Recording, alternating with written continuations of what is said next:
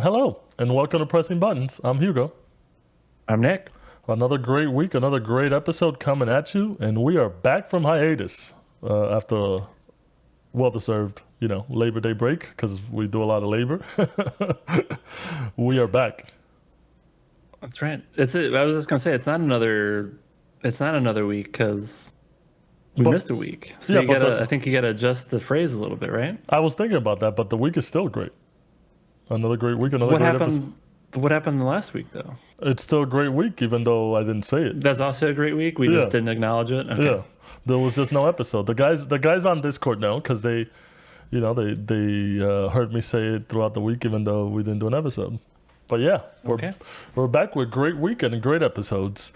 No housekeeping really. We will be getting those memory card segments out to you. We will be doing.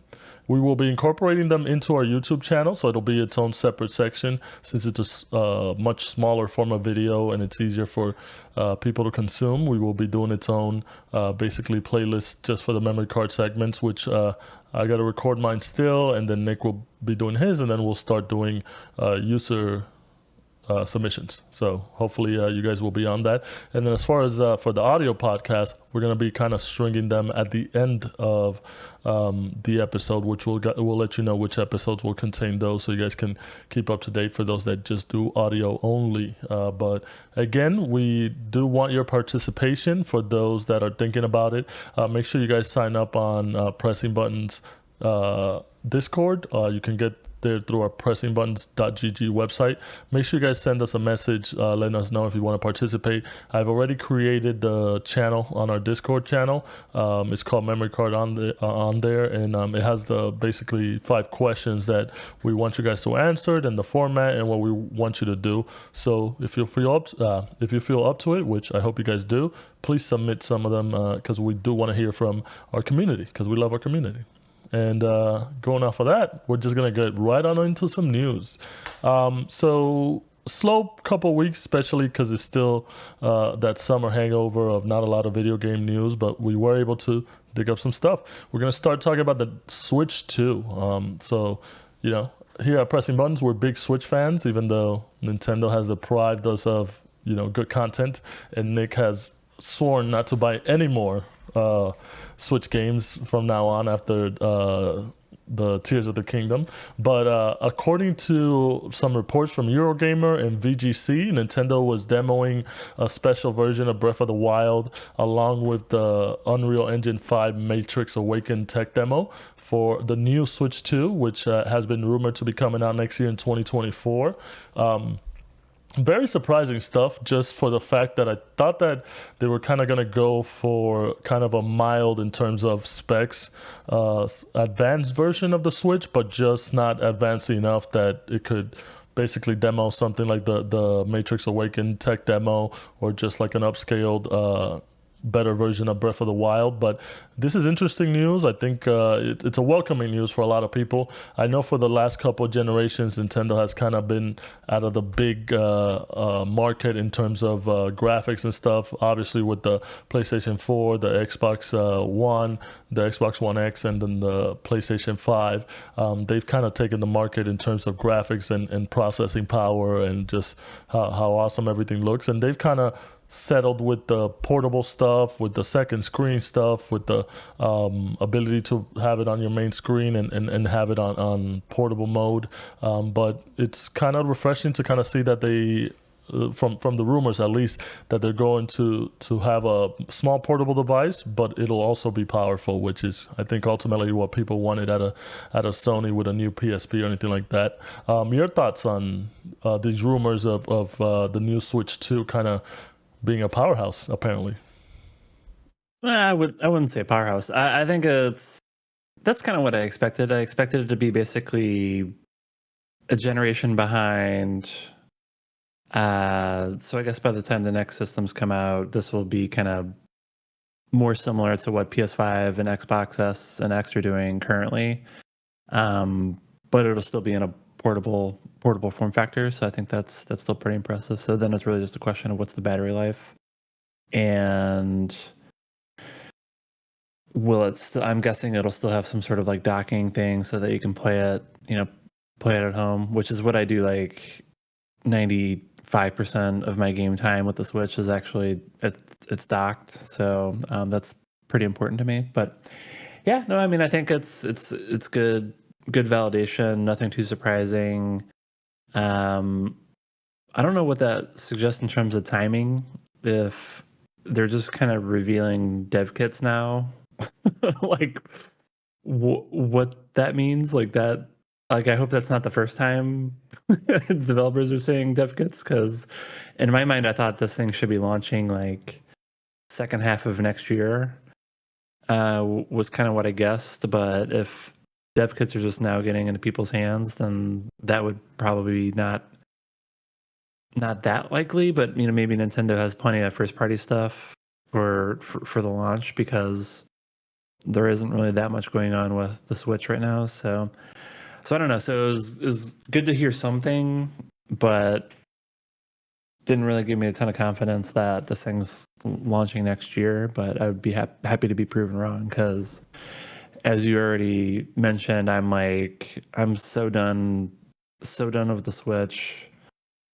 Even buying Tears of the Kingdom was like, do I buy now, or do I just wait for the next, for them to inevitably just remaster it for the next system? But so I'm ready. I mean, I'm okay with them showing the dev kits out now. I think you hit the nail on the head in terms of, like, their first party output is off the charts. So they've probably been working on first party games for a while, and they don't really rely as much on third party games as the other as Xbox and Sony.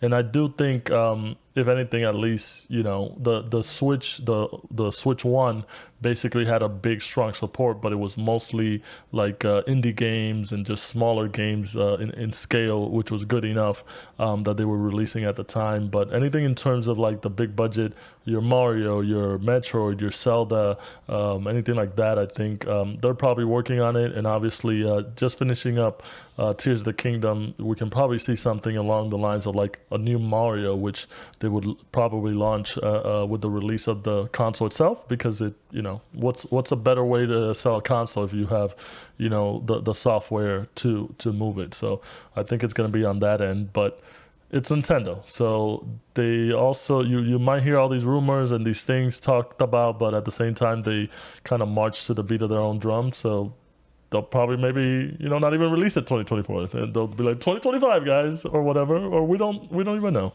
Yeah, and maybe if it's basically it was demoing some version of an Unreal Engine that was performing well on that on the Switch too. So I guess maybe they're just trying to demonstrate to developers that porting, maybe porting is fairly straightforward, and some publishers will be able to get some games out to meet like a roughly year from now timeline. So I don't know, but what do you think is going to be at launch? I definitely think it's the Mario. We know that It's Mario. Yeah, we know that Nintendo releases like one big Mario game per kind of console life cycle. You had it with Odyssey, you had it with Galaxy, you had it with Sunshine. Even though you have like these other ones like Wonder and the Super Mario Brothers games, the one big one, 3D one with the big worlds and exploration and time-consuming game. I think we're due for a Mario, basically, for a new Mario, because Odyssey was like 4 years ago or whatever it was. It's been such a long time, and obviously it was a great game. But I think we're due for a Mario. And then I know we were talking about Metroid 4. They've announced it's been announced for a while that it's coming to Switch, but they haven't really said anything in a while. So it's probably going to be for both Switch 1, Switch 2 kind of thing, like how they did with which one was it? Which Zelda was it that they did switch for the Wii and Wii U type of thing, or something like that? Breath of the Wild. Breath of the Wild, yeah. So I'm guessing they'll do something like that. What about you? Which one do you think is going to be like the big release? I think it's Mario. The more I thought about it, the more I feel like Metroid, because I think Metroid Prime's kind of also been in this like development hell mode. So maybe it's not at launch. Maybe it's launch launch window, whatever that means, maybe the 6 to 12 months following the launch. But yeah, I think it'll be Mario. They just pumped out a new Zelda. I think that's going to be several years away. And I don't know what else. What else do they have? I mean, they basically do Pokemon games every year now. So it's like who cares? Like I'm sure they'll have something for Pokemon, but I don't think it's going to be this like earth-shattering, new title. I think it'll just be like more of the same of what they've been doing. I think Smash Brothers is in limbo. I think that was another big title for them. I don't like what more could they possibly do with that franchise. And it's like a new Mario Party, a new yeah. I mean that's Mario like another Kart. thing. That's another thing where it's kind of like basically what they've been doing with Switch, where a ton of their titles have just been like very lightweight updates of games coming out on Wii U, Wii, GameCube. So I'm sure there'll be like plenty of those titles where it's just like slightly upgrading versions of those games. I do wonder if there'll be like any native enhancements to like, if you have a Switch game, you play it on Switch 2, there's like some improvement to perform. Like that would be great if that happens, but maybe that's asking too much of Nintendo to give you free upgrades. Like I'm sure they'll just rather barely do anything to it and just resell it. But well, they said they're trying to be better. Now, will they be better? That's a different story. Yeah, there's no. I doubt. I mean, I want that to be the case, but who knows? But yeah, I think the big title is going to be Mario. Like I've been itching for a new 3D Mario title. I like get upset when I see Mario Wonder. Like it just looks too much like the new Super Mario Brothers series, which I just did not like at all. I mean, it looks like it's going to be a lot more than that, but I'm just like so turned out. So like I'm definitely not getting that at all. And I think I'll be able to hold to my Tears of the Kingdom being the last Switch title that I buy. Yeah, and you might get a Tears of the Kingdom refresh for like you said, an upscale one, upgraded one for the Switch 2, which wouldn't be too bad. Yeah. I mean, if I'm gonna replay it, I'm just gonna play it on PC. Like that's how I'm gonna do it. Because I guess that's gonna be our next topic, right? Yeah. We're going to be talking about... Let's just segue into that because I have a bunch of thoughts about that. Well, one last thing I want to say, we do have, there's a lot of lingering questions. Obviously, the battery life, what this new one will be with the original Switch, it does have a good battery life, but obviously you want more out of it to be able to have it off the stand and be playing it in your couch for hours and hours. The pricing, that's going to be crazy. And also, if there's any hardware you would say differences, whether it's a bigger screen, better joypads,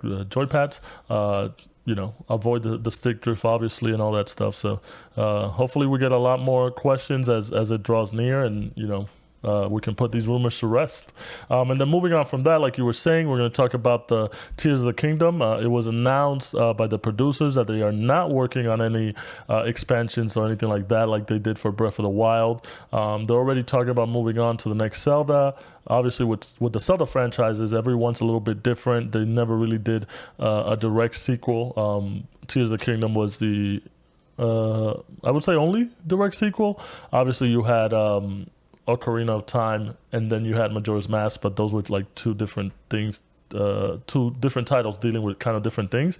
Whereas this one, same timeline, you're dealing with the same characters, just like completely different, more opened up game. And then with the Switch 2 being kind of demoed out over there in Gamescom, and Breath of the Wild being there, that kind of opens it up where we're not going to be seeing any kind of first party releases from Nintendo. What did you think? Do you think this helps them or hurts them? Because we do know that those Breath of the Wild DLCs that they released were definitely like helping the franchise itself, and it was gangbusters. Yeah, I wasn't too surprised by this just because, which I think just speaks a lot to Tears of the Kingdom. It's like it's such a fucking huge game.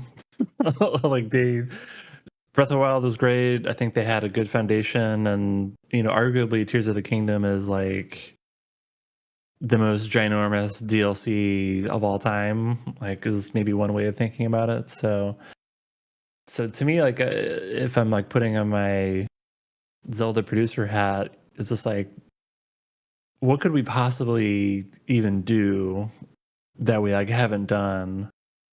Whereas I think with Breath of the Wild, I'm sure there was some like kind of rush to get the game out and meet the launch for the Switch, and they probably had a bunch of stuff like technical things to deal with because it was like the Wii U and the Switch, and so I think with Tears of the Kingdom, they could really just take their time and build like a super expansive game. So I think this makes sense. I'm not upset at all. Like I still need to complete Tears of the Kingdom. It's been tough to get to it with all of the great games that have been coming out, but so I still feel like I have a ton of game to play, and I feel like even after I beat it, I probably only played 30 to 50% of the content anyway. Um so yeah, I think this makes sense. So like I feel like this is a good thing where they can focus on the next, what's next, and hopefully 2 to 3 years into the Switch 2 life cycle, there's like a big, there's a big Zelda game that's I don't know, they've made some comments that they feel pretty good that Tears of the Kingdom is basically going to be the blueprint for future Zelda games, which I don't know about that. You know how they like to innovate and just do different things. You mean in terms of the I mean open world, or that's what they said, yeah, in terms of it being kind of like open building shit and oh yeah, yeah. that like so I think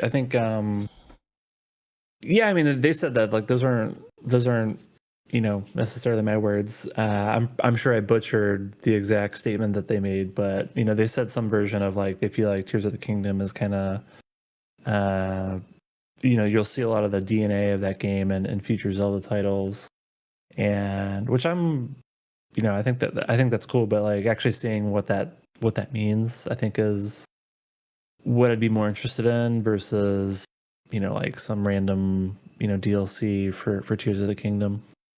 Yeah, I just think it's weird, especially if there's a new iteration of the Switch, and then you go so long without any sort of Zelda project. We don't know if they might just do like a portable one, how they did the Game Boy releases and stuff like that, or just bring something old, kind of refreshed.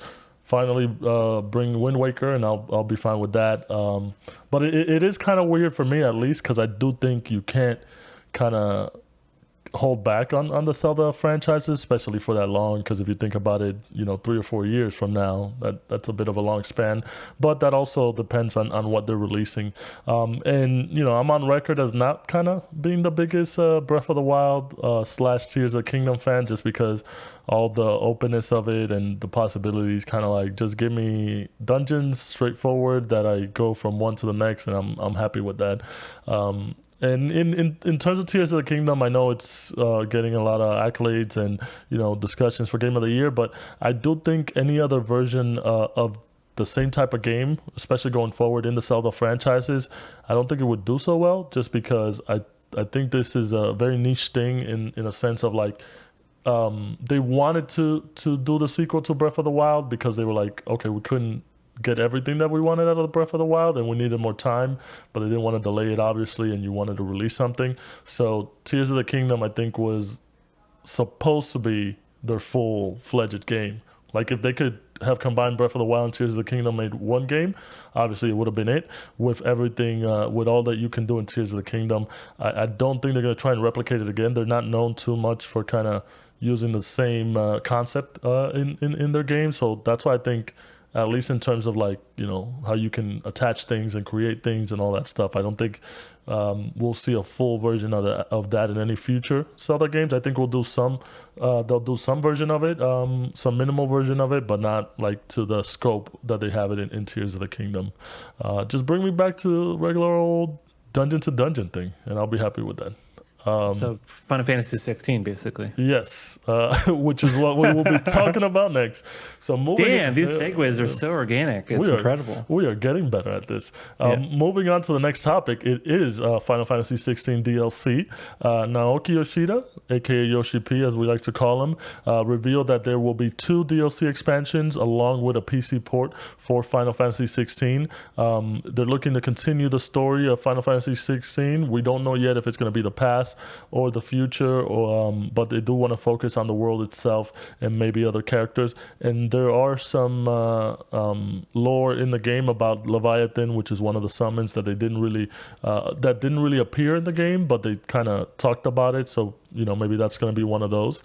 They also released a free update that included minor bug fixes along with character costumes for Clive, Jill, and Torgal, and then you can change your weapon as well.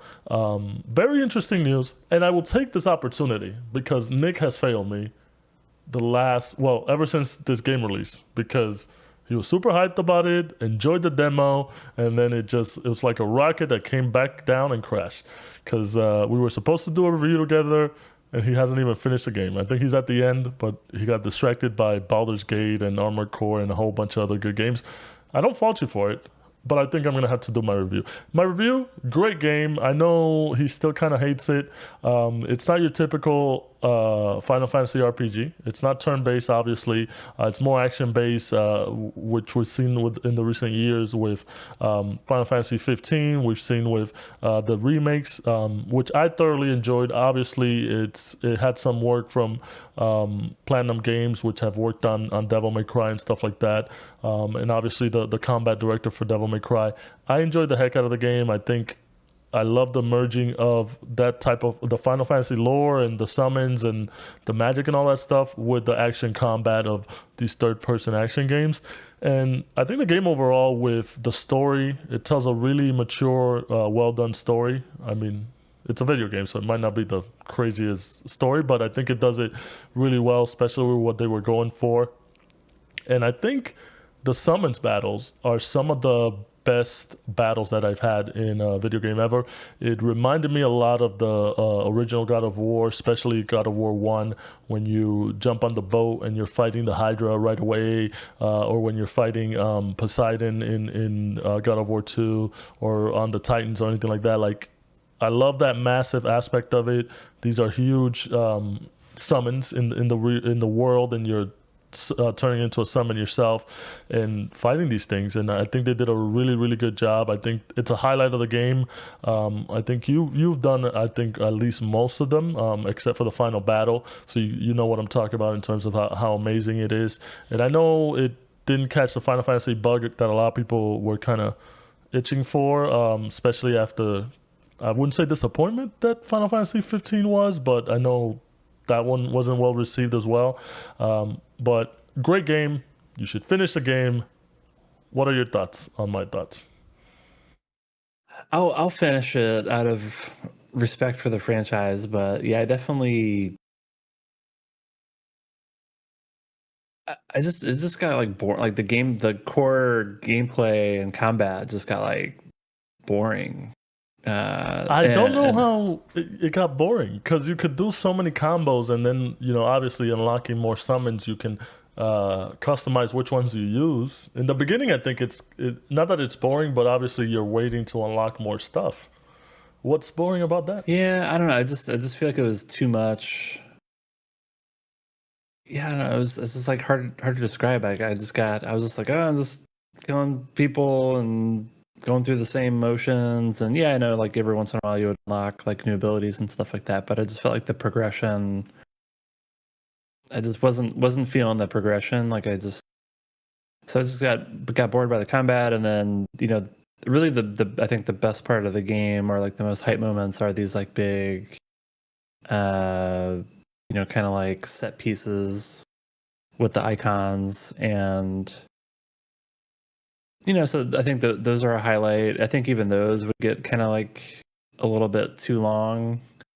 But because I think they're like, it's like the best part of the game, so they probably felt obligated to like pad them because I'm sure they weren't cheap to produce. So, and then I won't talk too much about like the performance of this game is just like super disappointing. I think the performance part is just for you, because I have not No, heard that many complaints. it's scientifically proven to be not a great.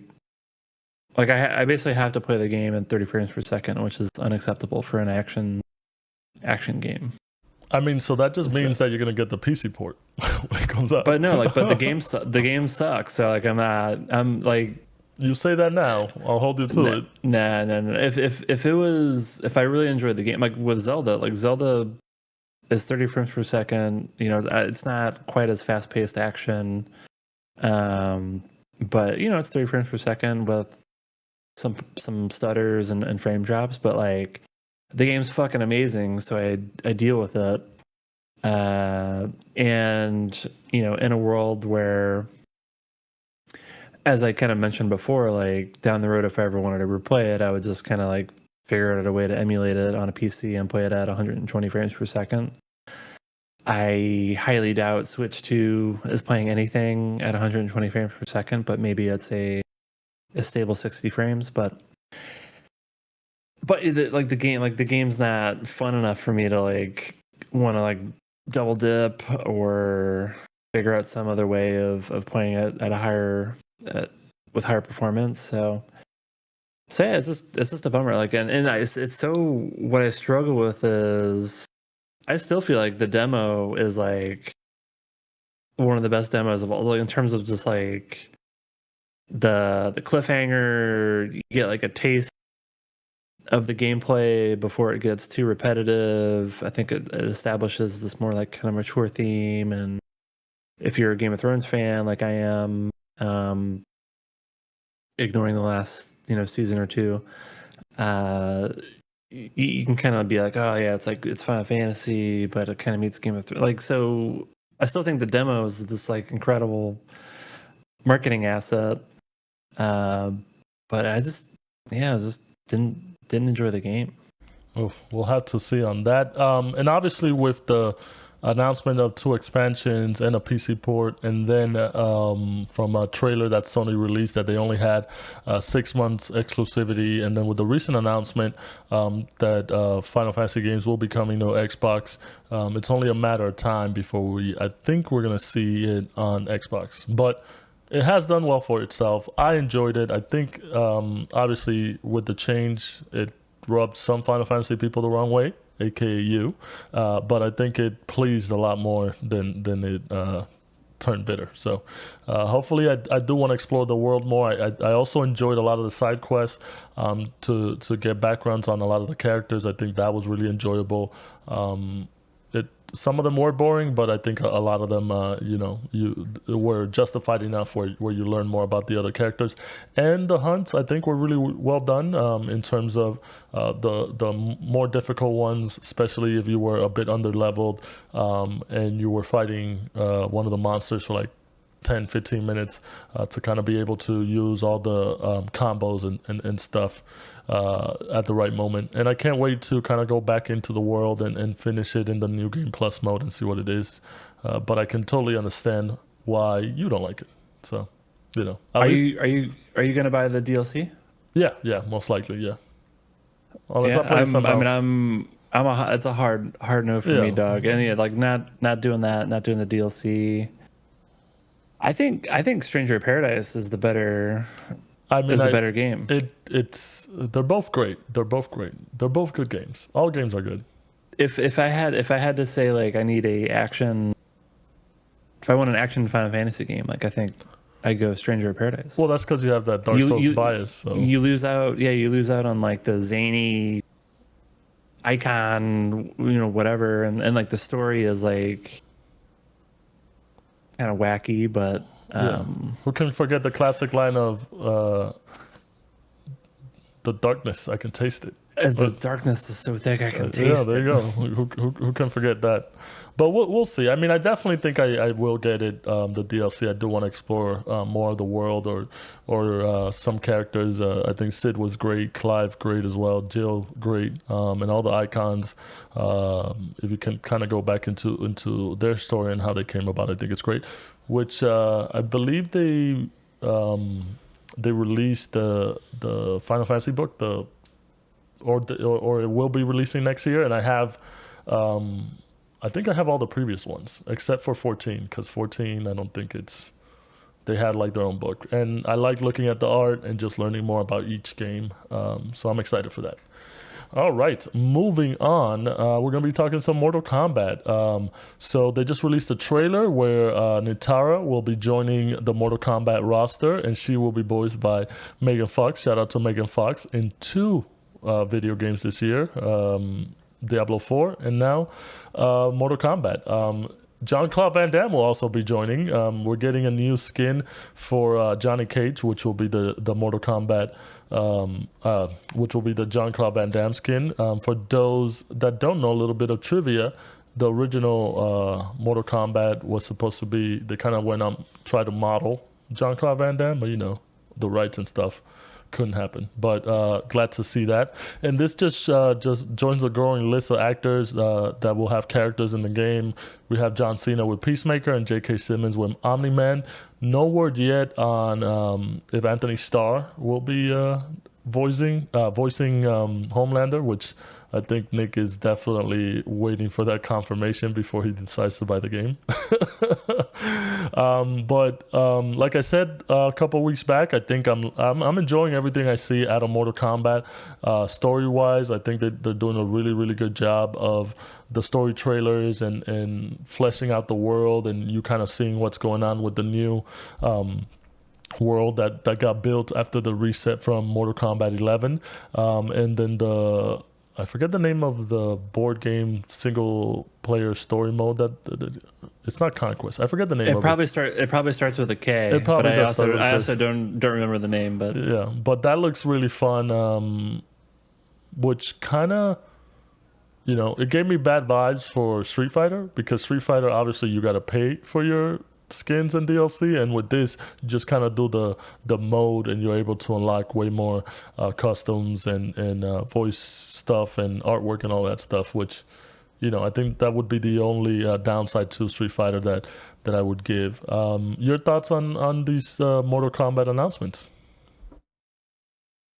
I'm getting a little more open to the game. I think I had like a very negative response to the network test that I did, and I don't know, I think I just like didn't like any of the characters, and so just was just like set up for failure. I don't know, like I just couldn't get into it at all.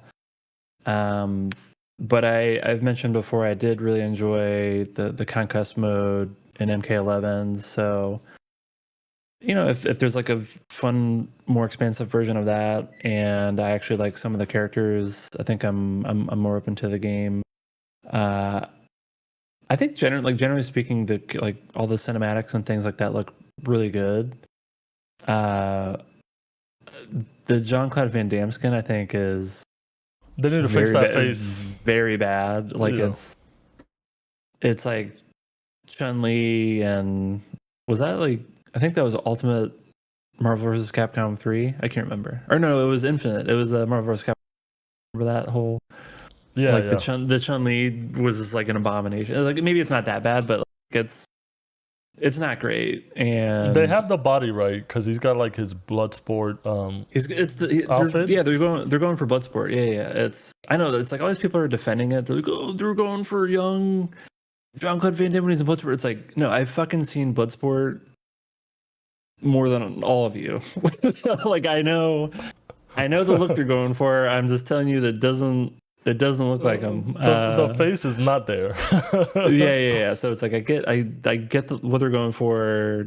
That's what they should be going for. It just isn't quite there yet. So I don't know if that's like work in progress or what, but or maybe if there's like some bizarre situation where Jean-Claude Van Damme thinks that's what he actually looks like.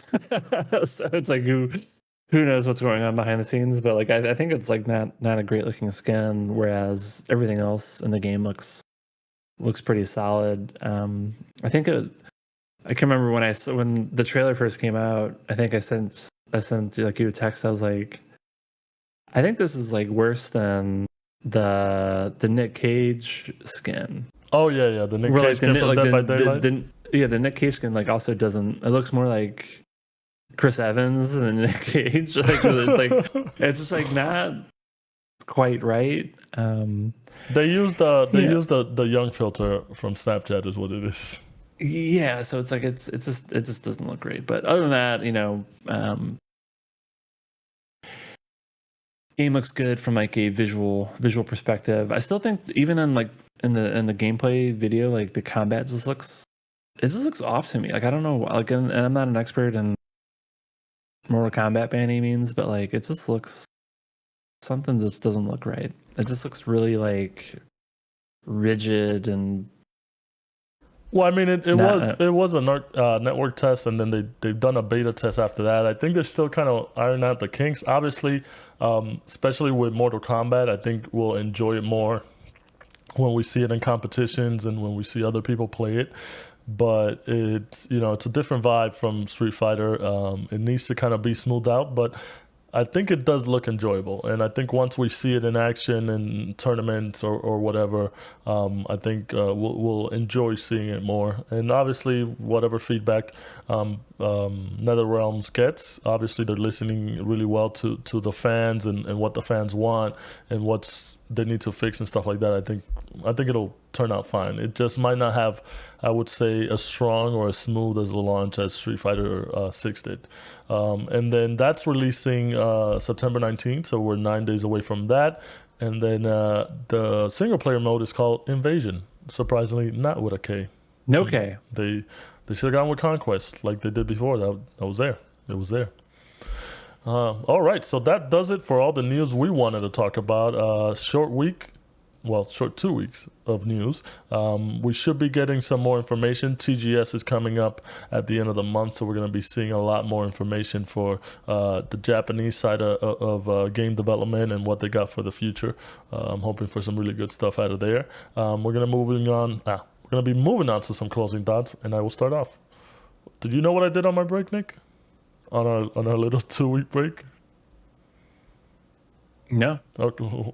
I was gonna make some wild shit up, but I'll just keep that to myself. Yeah. It took you a while. No, I watched a lot of TVs and movies.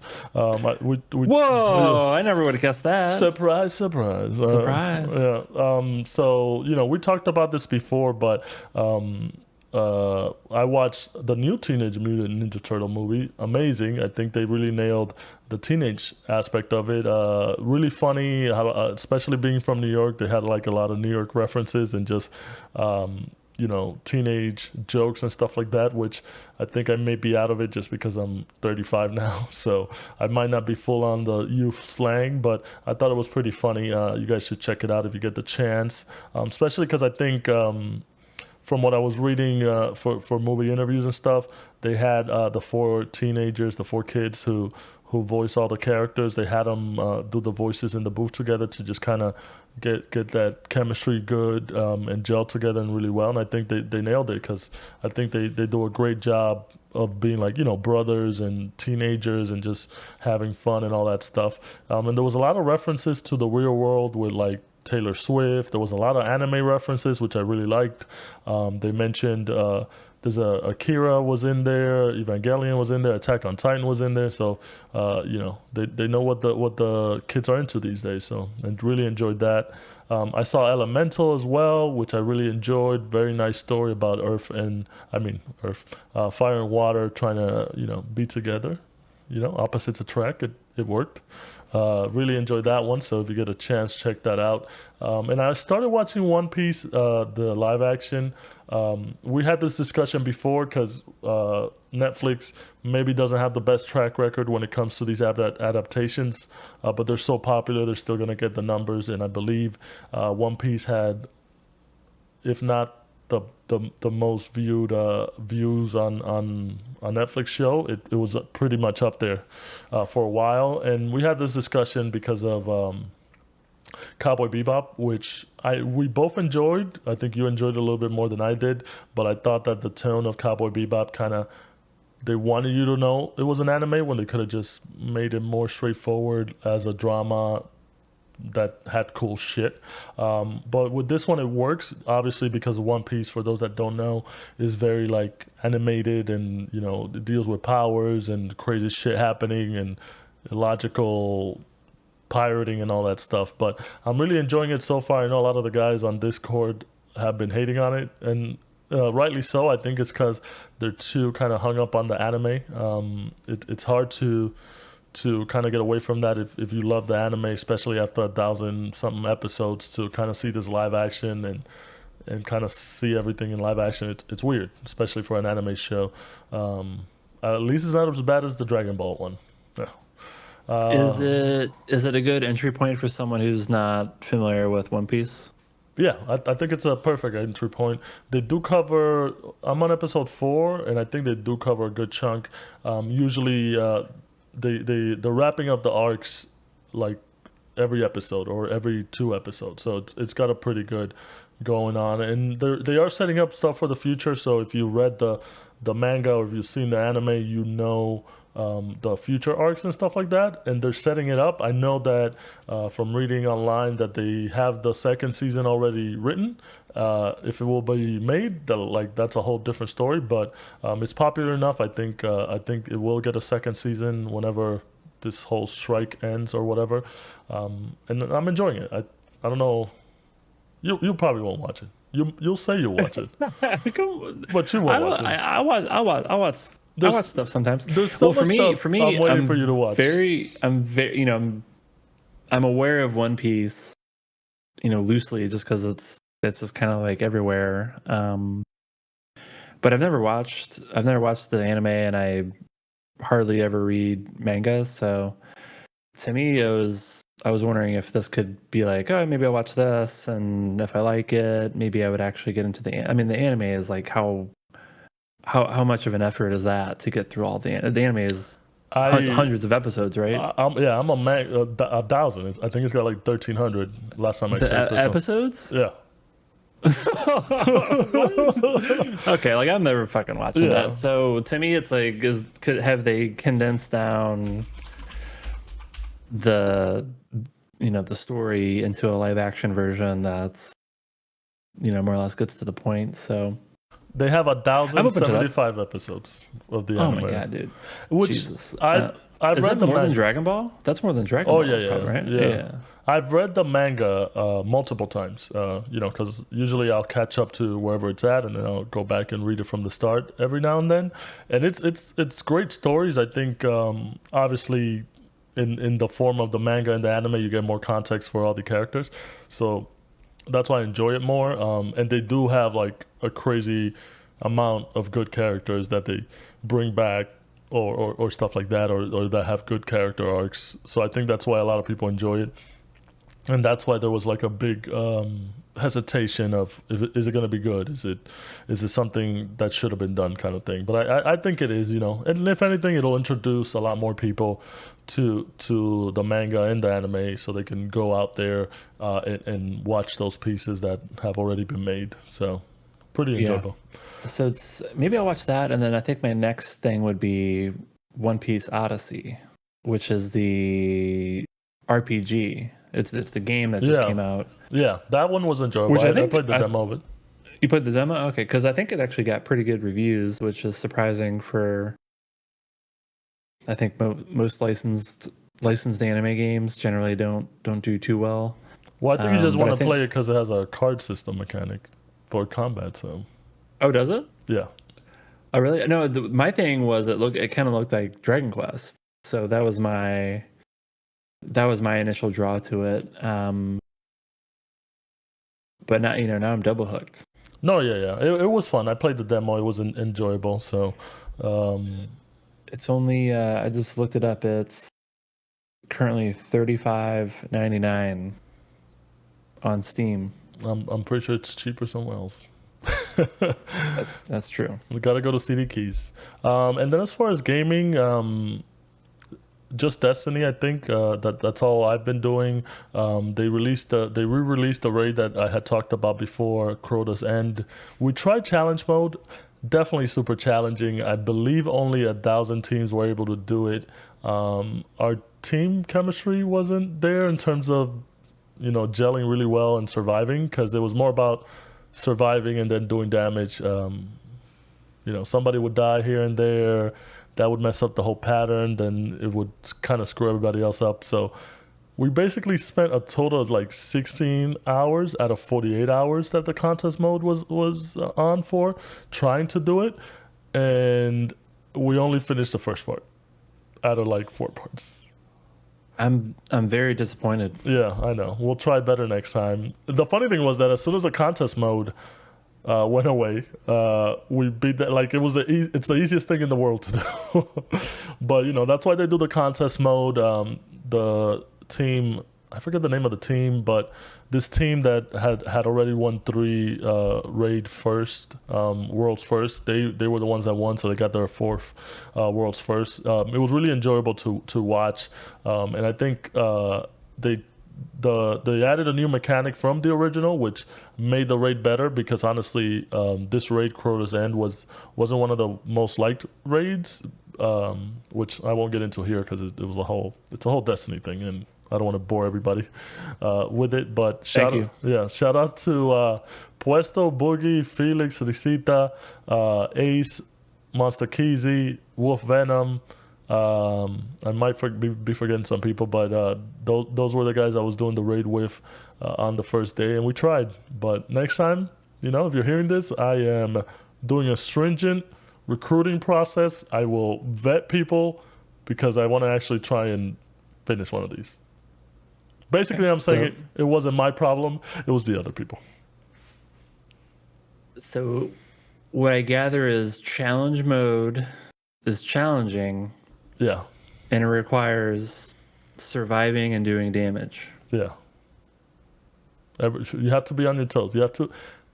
You might just be saying that sarcastically, but it's tough, man. It's tough. Yeah. It's tough. Did you try with a mouse and keyboard? Because then it would probably be pretty easy. Oh, really? That's the difference? Yeah. Oh, fuck you. And that's all I can remember for right now. What did you do on our little 2-week break? Baldur's Gate 3. I think there might have been some other. I mean, I played. Did we talk about Armored Core at all? In two episodes ago, or we did, 2 weeks ago? We did that. We played. I think the game just came out and we dabbled. So I played it a little bit more. I hit like the first wall. What is it, like Balteus? Yeah. I think I got a strat. So like I didn't play him that many times. I played him like 3 or 4 times, and then I just kind of like mentally was like, I got to just focus on Baldur's Gate 3. So I got the Balteus and Armored Core, pivoted to Baldur's Gate 3, which I've only played that for the last week and a half or 2. Where am I at on Steam? I don't know if I have access to that, but I think I just hit the like 120 hour mark. Damn, that's Baldur's Gate 3, which is some good gaming hours. Yeah, I think there's definitely a few of those hours are me being AFK, just because when you're playing a game for that long, like you just kind of get up and do shit and make food and whatever. So definitely a handful of AFK hours in there, but still, like it's a beefy game for sure. I should beat it tonight or tomorrow. Like I know definitively I'm at the end. And I was playing it last night kind of late, and I'm like, I kind of stopped myself because I knew I wanted to not be exhausted and it being super late when I'm trying to like play this last patch of the game. But yeah, no, it's been awesome. I'm already, I think this doesn't happen that often. Maybe it happened with like Elden Ring, maybe a couple other games, but I beat it, and then like I immediately want to go back into it and play it again. I think maybe Resident Evil 4, the remake, was like a recent experience with that, where I think I did actually beat that. Like I beat it and then like immediately beat it again like that. I never do that. But as I'm playing through Baldur's Gate 3, just because there's so many options and different ways you can approach certain situations, and it's basically unlimited. So as I'm playing it, I already have like a vision for what I want my second playthrough to be. And that's in parallel to like our multiplayer, kind of experience that we have going on, where sometimes in game night we'll just all kind of jump in and like dick around. So we're not taking that one too seriously, but so it's effectively like three characters that I have Just doing their own shit, yeah. Yeah, so it's like, to me, like this is, it's like to me it's a no-brainer. It's like this is the game of the year, nothing else is fucking close. I know Zelda, Tears of the Kingdom will be another one for sure, but to me it's like Baldur's Gate 3, Tears of the Kingdom, and I don't think it's up there for like the right reasons. I think it's up there just because it's like it's a Zelda game and it's really, really, really good. Well, you also have Resident Evil, and then kind of everything else. Yeah, I don't know. I mean, like I love the game. Like it's a fucking awesome game. I think this year's is too stacked, dude. Like it's one of my favorite games. I kind of agree with you. I would say do not count your chickens before they hatch, but I'm on the same boat as you. I think unless something surprises us and wows us for what's coming, which we still got 4 months, 3.5 of games that are going to be good, but I don't think they'll be as good as Baldur's Gate. So unless it goes mainstream, it's like, let's give it to Spider-Man or something like that, but we'll see. I think Spider-Man is going to be fucking awesome. I think because it's like, it'll be more of the same old, which is not bad. It's more of the same. Even like the Spider-Man games, like the core kind of game, like flying around. Like to me, it's just like I just like swinging around New York, and the story is like pretty good. I think it's like a good comic book story. But even like that, the combat's just kind of like okay. The Miles Morales, was that was a DLC, right? Or did they package that as like its own? Whatever it was, but it was its own separate expansion thing after the game, and then they ended up bundling both of them together because the original Spider-Man had, I believe, 3 DLC content. Okay. Yeah, I can't remember how they launched the original Spider-Man game, but I actually got kind of also maybe similar to Final Fantasy 16, but I got kind of bored by the combat in the original Spider-Man. So I actually just changed the difficulty. I just lowered the difficulty just so like I just didn't have to deal with it anymore, and I could like basically do everything else that I wanted to do. I did not have to do that with Miles Morales. I felt like just because he has like so many more abilities, and I just felt like it was way more fun. Yeah, with Peter, you're just punching shit. Yeah, you were just like just punching shit and kicking people, and I was just like, whatever, dude. Like that was cool, like for an hour, but I'm kind of over it. But I feel like Spider-Man 2 should be like an evolution of Miles Morales, mainly because he's still in the game. Peter now has the Venom powers. Yeah. So it's like I feel like it'll be good. It'll be an evolution. I'm really excited for it. I'm sure it'll be like one of my top games of the year, but for some reason it's kind of have that like, is it really doing anything that groundbreaking for it to be game of the year? Yeah. It'll be a tough one. Yeah. All right. Anything else? No. We just want to play Baldur's Gate 3, and then I have to debate whether what do you go to next? Do I just fire up a new Baldur's Gate 3 character, or do I actually try to finish Armored Core? Or And then I got to sneak in Starfield at some point. I got to confirm for myself whether If it's this is actually a still good your game or yeah. shitter of 2024, I think to 2023? me, I feel like I was right. I think the scores actually did a little bit higher than I thought. I think, But it didn't wow anybody. It's not a, oh my goodness. I don't know. I mean, I feel like it was kind of more mixed. Where I think there was like some sevens for some, some pretty big sites, and then but other people are like nines, 10. So it was kind of all over the board. But on average, and then if you look at like Metacritic and some of these other things, like it scored it's like pretty high. But I still feel like it's like it's a Bethesda. It's like it's exactly a Bethesda game In space. but it's in space. And to me, it's like cool. Like I like Bethesda games. I've played most of them. I've beaten most of them. So I think that's fine. But I feel like that's just like such a different like. It's like a formula from like 10 to 15 years ago.